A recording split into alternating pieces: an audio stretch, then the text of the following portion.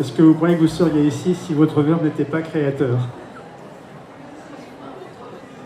Ce qui est nouveau quand même, c'est que maintenant on a des preuves scientifiques que le verbe est créateur. Alors je vais essayer de vous donner quelques preuves scientifiques.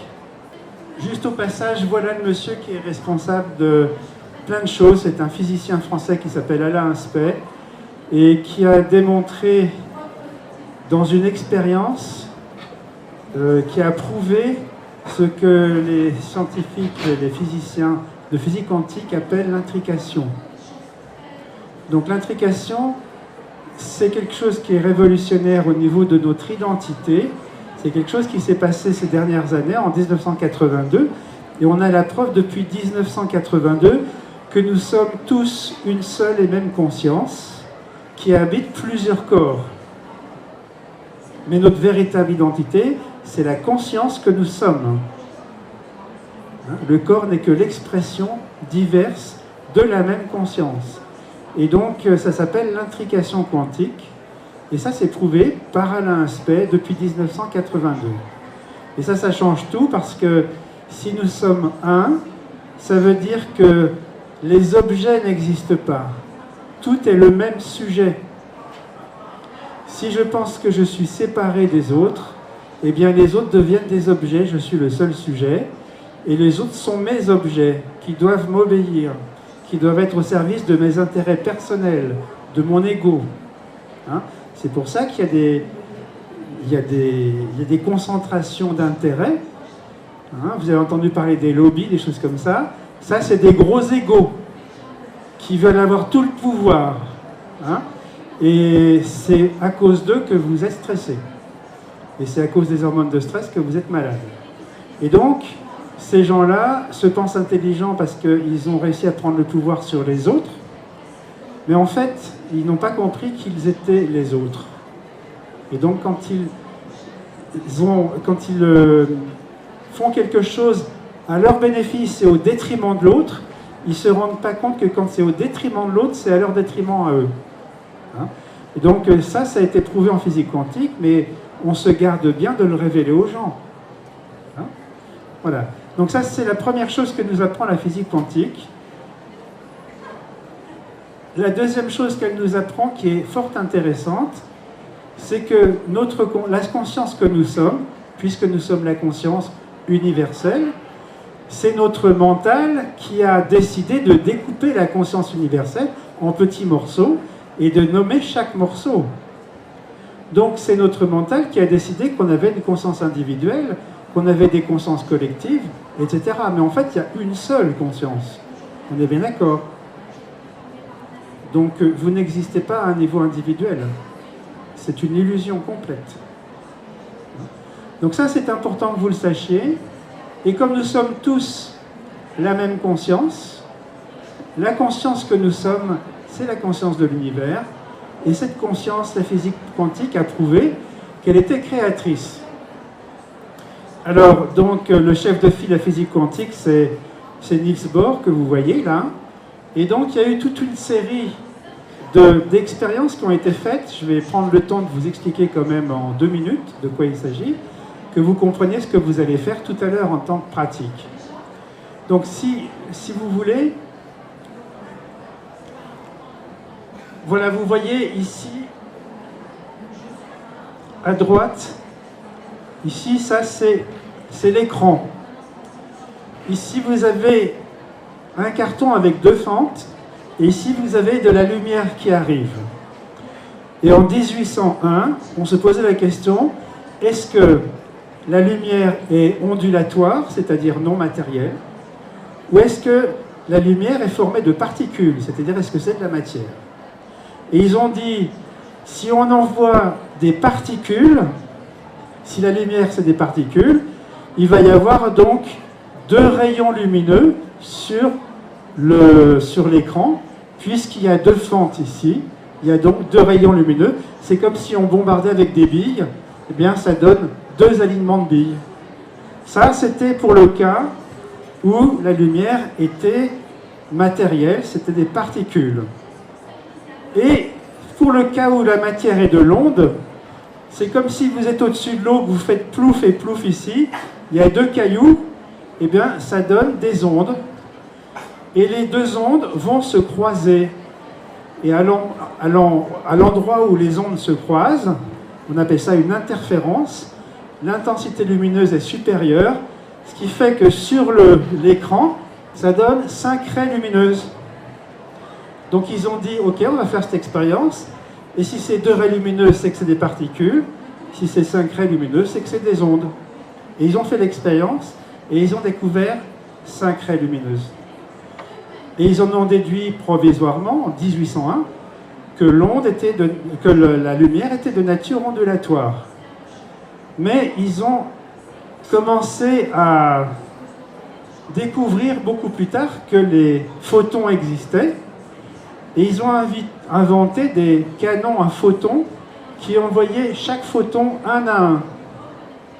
Donc si on envoie un photon un à un à travers des fentes, on s'attend à trouver combien de fentes d'après vous? Ben, s'il y a 2 fentes, on trouve 2 raies lumineuses. Alors donc, ils ont envoyé les photons un à un, et ils ont découvert quoi? Qu'il y avait 5 raies lumineuses. Ça voulait dire que le photon passait par une fente, puis repassait par l'autre fente et interférait avec lui-même. Alors donc il voyageait dans le temps, ce photon. Donc il faisait tout et n'importe quoi, et ça a tellement intrigué les savants qui se sont amusés à construire un appareil pour surveiller le photon, qu'est-ce qu'il fabrique pour interférer avec lui-même. Et là où c'est devenu franchement amusant, c'est que quand ils ont construit l'appareil pour observer le photon passer par la fente, au moment où un observateur regarde dans l'appareil, on passe de 5 barres lumineuses à 2 barres lumineuses.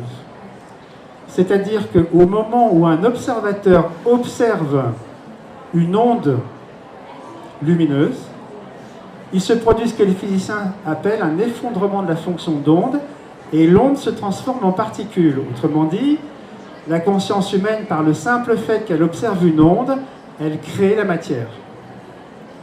Et si on vous dit que vous êtes une conscience créatrice, c'est parce qu'on a des preuves, n'est-ce pas? Bien. Eh bien, cet effet de création de la matière, les physiciens appellent ça l'effet observateur.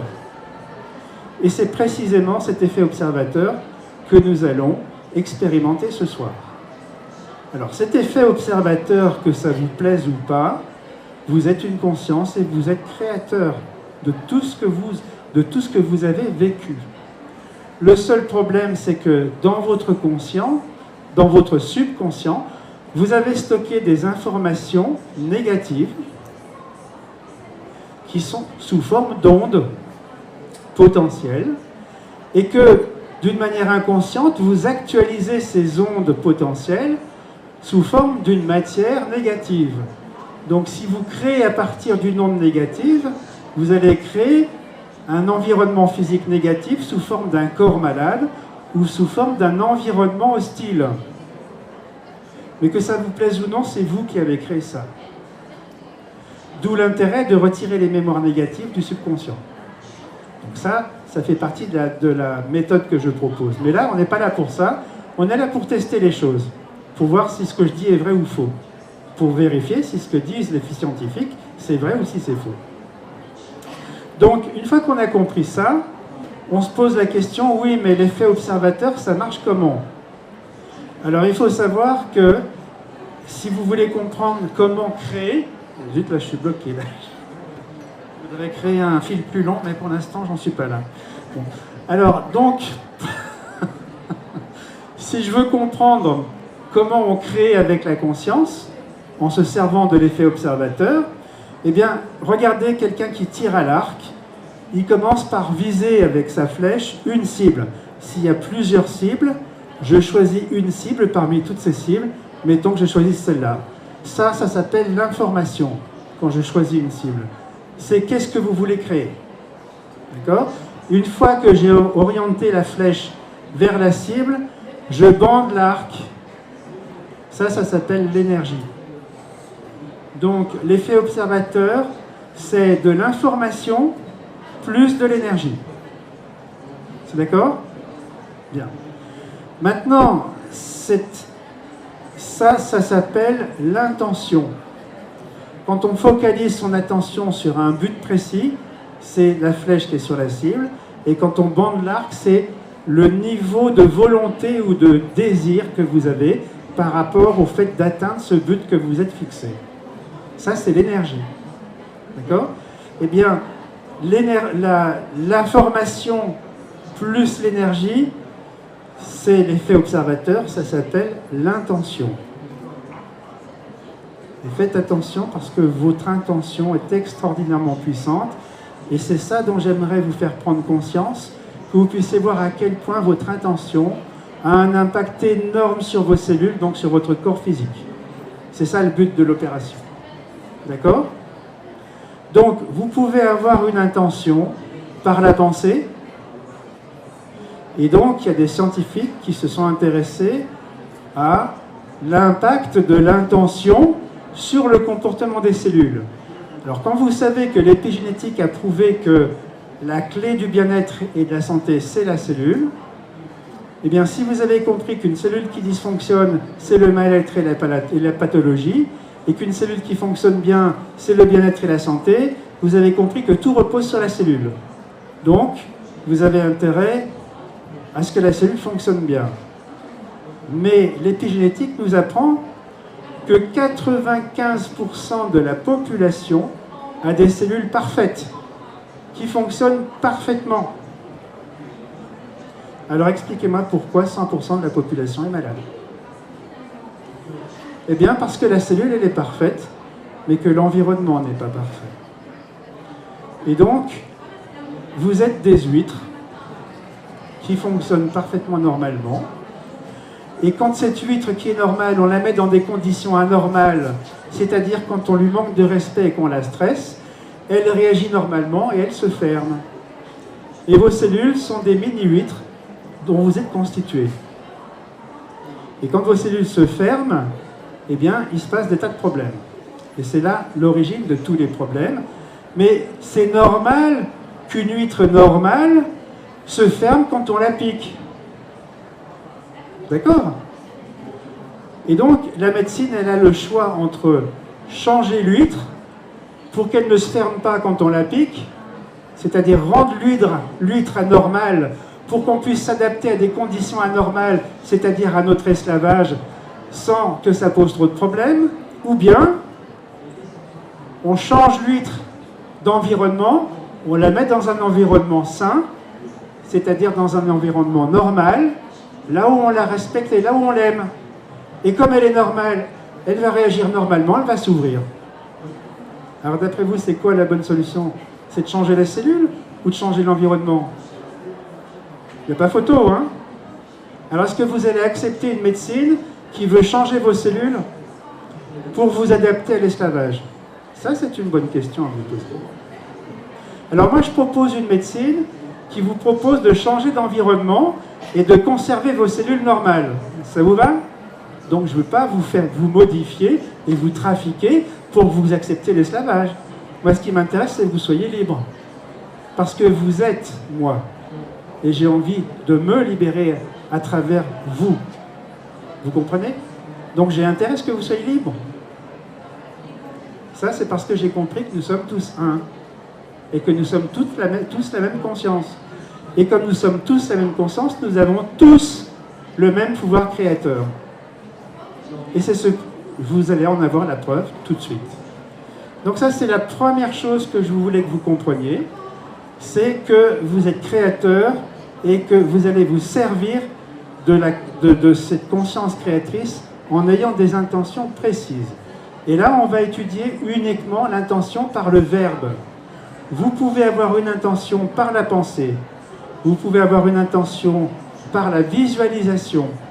Vous pouvez avoir une intention par le verbe. Et vous pouvez avoir une intention par le geste. Et donc, il y a des études scientifiques qui ont été faites par un médecin qui s'appelle Leonard Lasko, qui a étudié l'impact de l'intention sur le comportement cellulaire in vitro, de manière à ce qu'on ne puisse pas lui opposer le fameux effet placebo. Donc on ne peut pas lui opposer quoi que ce soit. Et il a demandé à des salmonelles, vous savez, ces petites bébêtes qu'on a dans les fromages qui nous donnent la dysenterie. Et donc, il demandait par l'intention, par la pensée, à ces salmonelles de diminuer leur taux de reproduction. Résultat, 20% de baisse du taux de reproduction. Puis, dans une deuxième expérience, il a demandé à ces mêmes salmonelles de diminuer leur taux de reproduction par la pensée, mais par en plus la visualisation. Donc l'intention par la pensée plus l'intention par la visualisation, résultat, 40% de baisse du taux de reproduction. Or, moi, avec la technique que je propose, la libération holographique du cœur péricane, c'est l'intention par la pensée, l'intention par la visualisation, mais en plus l'intention par le geste et l'intention par le verbe. Et ce soir, vous allez expérimenter uniquement l'intention par le verbe. Mais si vous avez bien compris mon raisonnement, si on fait les 4 types d'intentions en même temps, ça multiplie par 4 l'efficacité. Donc si vous venez à un soin, j'utilise les 4 en même temps, ce qui explique que j'ai des résultats très efficaces. Mais là, ce soir, on va expérimenter que l'intention par le verbe. Votre verbe est-il créateur? C'est-à-dire, vous allez vous servir de l'effet observateur et de l'intention par le verbe. Ça, c'est la première chose que je voulais vous expliquer, qui me semble très importante et qui change radicalement tout. Parce qu'à partir du moment où vous savez que vous créez tout, vous ne pouvez plus vous plaindre d'être la victime de qui que ce soit. Donc ne vous plaignez pas d'être des esclaves si vous êtes des esclaves, c'est vous qui l'avez créé, votre esclavage. Mais vous êtes capable de créer autre chose, c'est simplement ce que je suis en train de vous dire. Utilisez le même pouvoir créateur dans le sens de la liberté et de l'amour, et vous allez voir, ça va donner des miracles. Bien. La deuxième chose que je souhaitais vous expliquer, pour que vous puissiez comprendre ce que c'est qu'un corps, le corps est une image holographique de la conscience. Et donc, si on vous a fait croire que le corps c'était de la matière qui obéissait aux lois de la physique de Newton, on vous a menti. Parce que c'est pas comme ça que ça marche. Votre corps est une image holographique de votre conscience. Alors, je délaye un tout petit peu juste pour que vous sachiez de quoi je parle. Il existe 3 types de particules. Des particules qui sont toujours au-dessus de la vitesse de la lumière. On appelle ça des tachyons. Votre conscience, votre champ de conscience est constitué de tachyons. Donc vous êtes au-dessus de la vitesse de la lumière en tant que conscience. Mais votre corps, il est constitué de particules qui sont toujours en dessous de la vitesse de la lumière, qu'on appelle des bradyons. Donc vos cellules sont constituées de bradyons. Et vous êtes une conscience en interaction avec des cellules, et l'interaction se fait grâce à l'information qui passe entre la conscience et la cellule. Et l'information, elle est véhiculée par des photons, c'est-à-dire par la lumière, des particules qui sont toujours à la vitesse de la lumière. D'accord? Eh bien, quand la conscience se projette à travers le mur de la lumière, elle arrive en dessous de la vitesse de la lumière comme une image en 3D, et donc votre corps n'est qu'une image en 3D de votre conscience. Qu'est-ce que ça change? Ça change tout. Et ça, vous allez voir ce soir, je vais vous prouver que ce que je viens de vous dire est exact. Prenons l'exemple d'une épaule bloquée. Comment je m'aperçois si je suis efficace dans l'art de débloquer une épaule? Eh bien ici, vous avez ici un compas. Et si je colle une ficelle de 3 cm entre les 2 branches du compas, je ne peux ouvrir le compas que jusqu'à 45 degrés parce que la ficelle est courte. Ça veut dire que le tissu qui croise l'articulation est court. Si j'augmente la longueur de la ficelle à 6 cm, je peux ouvrir le compas jusqu'à 90 degrés. Et si la ficelle fait 8 cm, je peux l'ouvrir à 180 degrés. Autrement dit, l'angle du compas exprime la longueur du tissu. Vous êtes d'accord? Bien. Donc, si on va faire un test d'amplitude des hanches, c'est le même principe. Si vous voyez une petite amplitude, c'est que les tissus sont courts. Et après, on va exercer notre pouvoir créateur sur les cellules et on va voir si on est efficace et si l'angle augmente. Vous comprenez la règle du jeu? C'est à ça qu'on va jouer. Maintenant, je vais vous dire une chose. Si votre corps est une image holographique de votre conscience, ça change tout au niveau de la mécanique, parce que ça veut dire que votre corps n'obéit pas aux lois de la mécanique de Newton, mais qu'il obéit aux lois de l'holographie. Qu'est-ce que ça a de spécial, une image holographique? Eh bien, si vous prenez un négatif de photo normal, si vous le déchirez en deux, vous jetez une moitié, avec la moitié qui vous reste, vous ne faites que la moitié de l'image, on est bien d'accord? Mais si vous prenez un négatif d'hologramme, vous le déchirez en 10 morceaux, vous récupérez un morceau sur les 10, et avec ce 1/10 du négatif, vous faites toute l'image. Pourquoi? Parce que dans l'image holographique, dans chaque point de l'image, vous avez toute l'image. Autrement dit, si, comme le disent les matérialistes, votre corps c'est de la vulgaire matière, quand j'ai un blocage d'épaule, c'est un blocage d'épaule, donc je dois aller rallonger exclusivement ce tissu. C'est ce qu'on m'a appris quand j'étais kiné. Donc il fallait que je rallonge ce tissu. Alors je prenais les deux branches du compas et je tirais comme un marteau pour rallonger le tissu, et ça ne marchait pas. Pourquoi ça ne marche pas? Parce que justement le corps n'est pas de la mécanique, mais le corps est un hologramme. Et ça signifie quoi alors si le corps est un hologramme? Ça veut dire que chaque point du corps n'exprime pas ce point, mais chaque point du corps exprime tout le corps. Autrement dit, ce blocage d'épaule n'est pas un blocage d'épaule, mais il exprime tous les blocages de la tête aux pieds.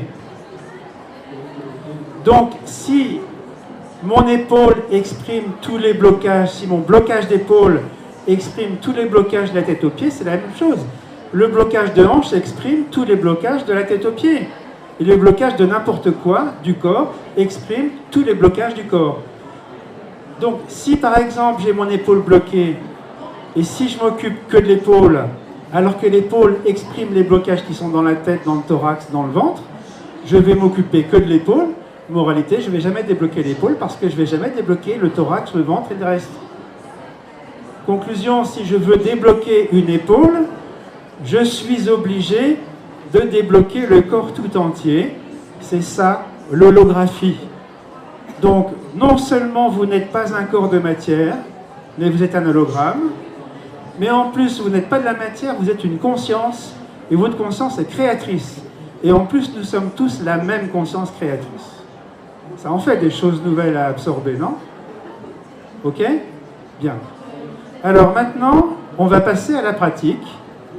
Alors, vous allez vous mettre 2 par 2, et vous allez choisir une place dans la salle où vous allez vous allonger. Il y en a un qui va s'allonger et un qui va rester debout à côté de l'autre. Et après, je vous dis ce que vous avez à faire. Allez, 2 par 2. Si vous voulez tester la hanche droite, vous mettez votre main gauche en plein milieu de la cuisse, éloignée de la rotule, éloignée de la hanche. Et la main droite en plein milieu du tibia, éloignée aussi de la cheville et du genou. Et vous écartez un peu le pied pour laisser de la place pour la chaussure. Et vous prenez comme un rouleau à pâtisserie que vous tournez. Vous voyez, je peux aller plus loin, donc qu'est-ce que je fais? Je reviens en arrière et je tourne jusqu'à ce que ça bloque. Et bien là, je ne peux pas tourner plus loin. Autrement dit, par rapport à la verticale, cette hanche, elle a tourné de 45 degrés, vous voyez?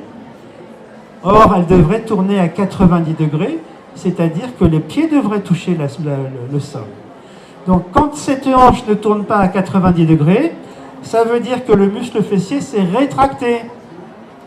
Et regardez, quand le muscle fessier se rétracte, ça comprime la hanche, ça augmente la pression dans la hanche, et quand vous frottez le cartilage contre le cartilage avec une pression 10 fois supérieure à la normale, vous usez le cartilage 10 fois plus vite. Et quand le cartilage est usé, on vous dit arthrose, prothèse totale de hanche. Donc l'enjeu, c'est qu'une hanche qui ne tourne pas, c'est quelqu'un qui va avoir à tous les coups une prothèse de hanche, alors qu'une hanche qui tourne, c'est quelqu'un qui n'a aucun danger d'avoir une prothèse de hanche. Et vous allez regarder statistiquement autour de vous, vous êtes pratiquement tous concernés, parce que les gens qui ont des hanches qui tournent à 90 degrés d'entrée de jeu, c'est rarissime. Ça représente 10%, même pas. Hein? Et là, je suis généreux. Donc si vous avez tout de suite 90, alors là, bravo. Mais si vous êtes à 0, par contre, là, vous avez intérêt à faire quelque chose, parce que sinon, vous allez avoir des problèmes. Alors, vous voyez, reprenons le raisonnement. Comment je fais pour qu'une personne évite d'avoir une prothèse de hanche? Ben, si je ne sais pas que j'ai un pouvoir créateur, je ne vais pas me servir de l'intention. Et si je ne sais pas quel est un hologramme, je n'ai pas compris que pour débloquer sa hanche, je vais être obligé de débloquer son cerveau, ses yeux, son cœur, son péricarde, ses poumons et tout le reste. N'est-ce pas? Or, vous allez voir, je ne vais pas m'occuper de sa hanche, je vais m'occuper de tout sauf de sa hanche. Et c'est pour ça que sa hanche va être débloquée. Si vous avez bien compris, ça veut dire que les spécialistes en médecine n'ont rien compris. Vous comprenez ce que je veux dire? Parce que les spécialistes disent que tout est cloisonné. Hein? Eh bien, par exemple, pour une personne, une hanche, c'est les pollutions électromagnétiques qui vont lui bloquer sa hanche, plus son sein droit. Puis pour une autre, ça va être les pollutions électromagnétiques, plus son foie. Puis une autre, ça va être, etc. Et donc, on ne peut pas savoir à l'avance. C'est pour ça que ce soir, on va tout balayer. Comme ça, on sera sûr de tout faire. Ça vous va? Alors, donc, vous allez vous retrouver 2 par 2. Vous allez tester une seule hanche, ça ira plus vite. Et vous regardez bien l'angle. Et puis après, je vais vous donner les formules magiques qui vont être affichées là. Vous allez les lire à haute voix pour votre partenaire. Et je vais vous en faire lire tout un texte. Parce que si on s'arrête à chaque fois, on va y passer la nuit. Donc, au bout d'un certain temps, je vous dis stop, et vous retestez. Et vous allez voir que plus vous allez traiter de choses dans le corps, plus vous allez débloquer cette hanche. Et donc, la hanche est l'expression de tout le corps. Elle n'a aucune existence en tant que telle, la hanche. C'est pour ça que les gens qui luttent contre les prothèses de hanche n'ont rien compris. Je ne lutte pas contre la prothèse de hanche. J'œuvre pour le bien-être de toutes ces cellules. Est-ce que vous sentez la différence? Lutter, négatif. Contre, négatif. Une pathologie, négatif. Ça fait beaucoup de négatif.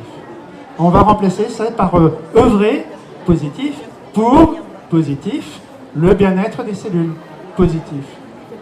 Et là, on a la vraie solution. Et comme par enchantement, c'est efficace. Parce que nous sommes des consciences. Nous sommes la conscience.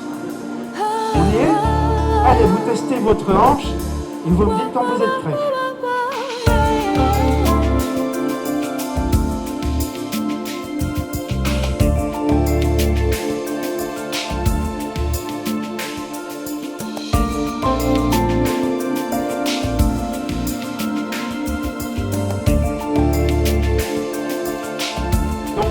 Alors, pour ceux qui n'arrivent pas à lire sur le tableau, je vais le dire à haute voix et vous répétez après moi. Ça marche? Ok. Que les informations perturbatrices sortent de nos corps et soient détruites. Que les influences externes perturbatrices sortent de nos corps et soient détruites.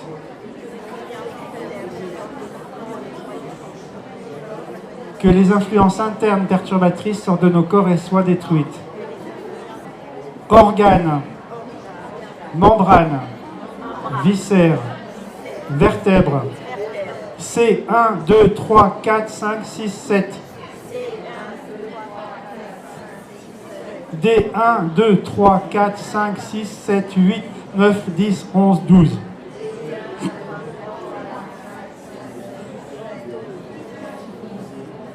L, 1, 2, 3, 4, 5.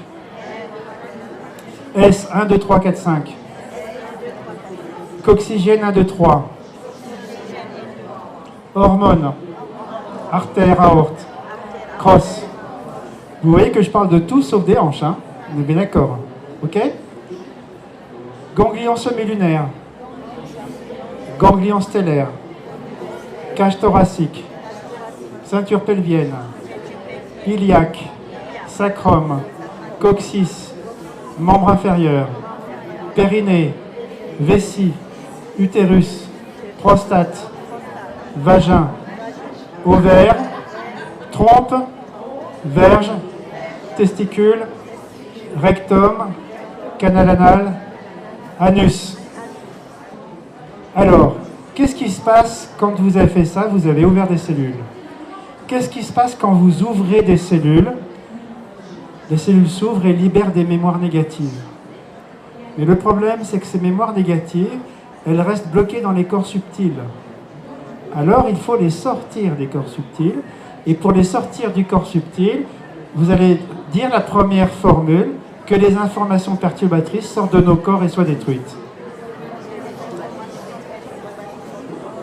Donc à chaque fois que vous avez une action positive sur une cellule, vous libérez des mémoires négatives et vous aurez donc à les virer des corps subtils, sinon vous allez aggraver les gens au lieu de les améliorer.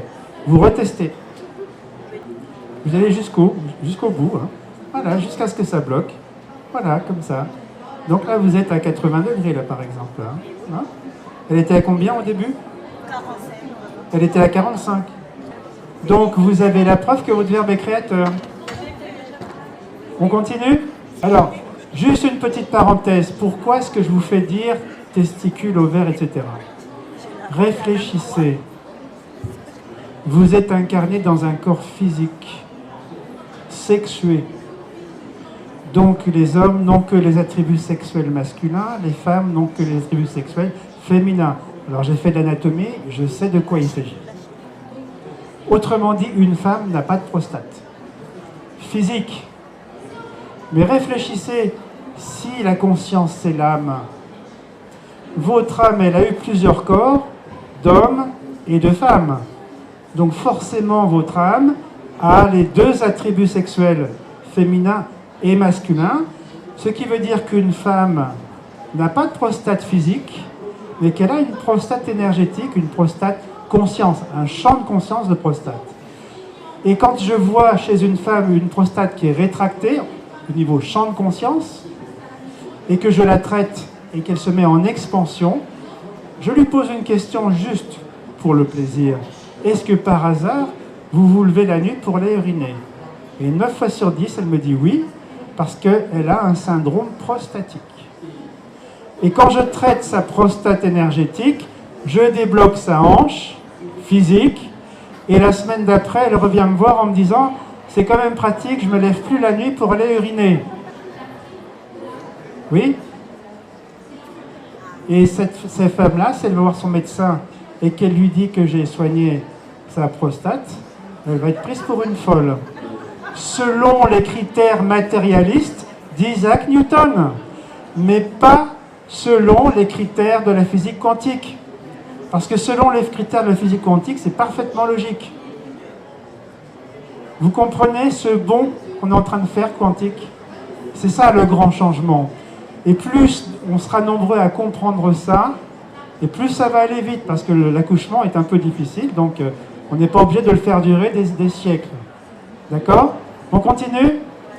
Alors vous dites artère aorte, veine cave inférieure, intestin grêle, côlon ascendant, côlon transverse, côlon descendant, cellule de Leydig, diaphragme, ligament archémédian, artère aorte, artère sous-diaphragmatique, tronc cœliaque, estomac, duodénum, œsophage cervical, œsophage thoracique, œsophage abdominal, pilier du diaphragme, muscles occipito-cervicaux. Ceux qui sont dans la salle, ils peuvent le dire pour eux, hein.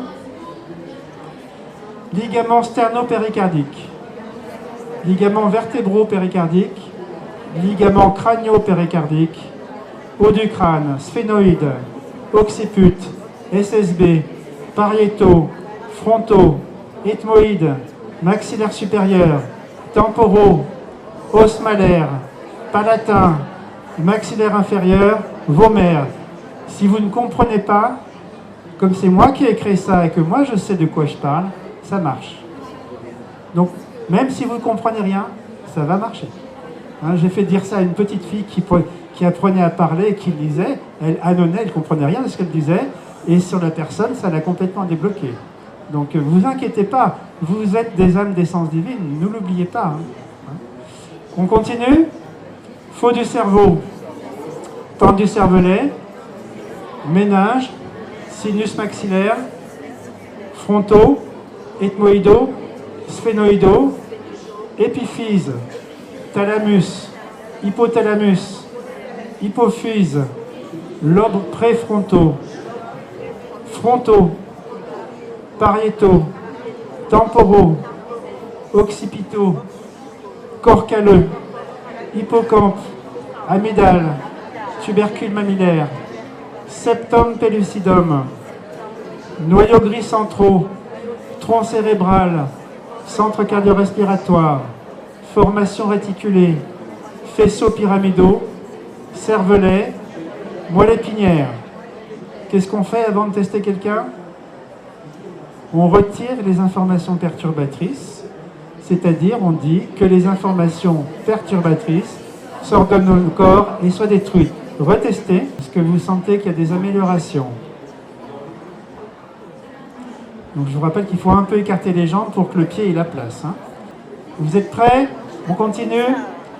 Alors, ceinture scapulaire, clavicule, scapula, membre supérieur, que tes ailes se déploient, thyroïde, parathyroïde, thymus, péricarde, cœur, artère coronaire, tronc brachiocéphalique, artère sous-clavière, anse sous-clavière.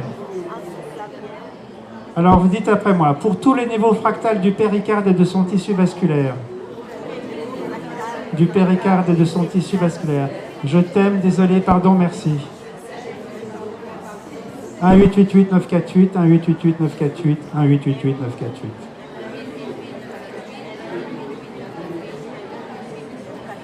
Point du chakra couronne, point du pré-sphénoïde, point du post-sphénoïde, point clé, point des chaînes vertébrales montantes, point des chaînes périphériques descendantes, que les informations perturbatrices sortent de mes corps et soient détruites. Que l'espace libre laissé disponible soit rempli de lumière.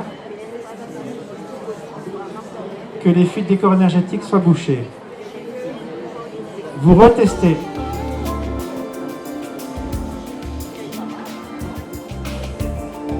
Et là, si vous allez jusqu'au bout, vous avez assez souvent le pied qui touche, mais pas tout le temps, parce qu'il y a des gens qui ont des choses plus graves que d'autres. Hein? Est-ce qu'il y a quelqu'un pour qui ça n'a rien changé? Non? Ça a changé. Conclusion, votre verbe est créateur. Conclusion, vous êtes des consciences créatrices. Vous êtes la conscience universelle. Conclusion, les corps ne sont que des images holographiques de la conscience. C'est ça que vous venez de prouver. Donc, le test de hanche, c'est juste pour vérifier que ça a marché. Mais une fois que vous avez vérifié des milliers de fois que ça marche, vous n'avez pas besoin de vérifier. Il suffit de dire. Bien entendu que vous pouvez le faire pour vous. Mais quand vous le faites pour vous et que vous vous libérez vous-même, vous libérez une partie de l'humanité. N'oubliez pas. Donc faites-le pour vous. Aimez-vous. Alors ça marche avec les animaux, ça marche avec tout ce qui a des cellules, bien entendu. Mais ça marche avec les plantes aussi, bien sûr. Vous pouvez, à chaque fois que vous parlez aux cellules avec amour, elles vont réagir forcément. Alors sachez aussi que lorsque vous êtes en cohérence cardiaque et que vous créez un champ d'amour avec les cellules, vous êtes 10 fois plus puissant. Parce que l'amour crée un phénomène de résonance avec le champ des cellules que les physiciens quantiques appellent un champ de cohérence de phase. Ça, c'est en physique quantique de deuxième quantification qu'on parle de cohérence de phase. Merci pour votre attention.